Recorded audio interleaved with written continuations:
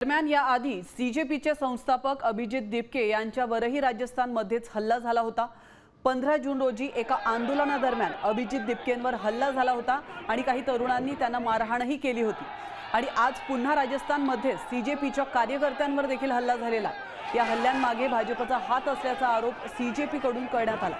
15 जूनची ही दृश्य तुम्ही पाहू शकता, ज्यावेळेला सीजेपी ने आंदोलन पुकारलं होतं त्याच्या आधीची ही दृश्य आहेत। त्यावेळी अभिजित दिपके यांच्यावरती अचानक हल्ला झाला होता आणि त्यानंतर आता सीजेपीच्या कार्यकर्त्यांवर देखील आज हल्ला करण्यात आला।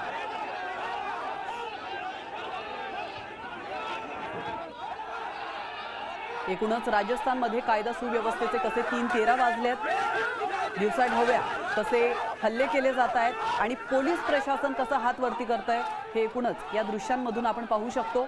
दरम्यान रांका यांनी हे स्थानिक नसून भाजपचे गुंडे असल्याचं आरोप केलेले आहेत। यावर आता भाजपकडून काय स्पष्टीकरण दिलं जातंय हे पाहणं महत्त्वाचं असणार आहे।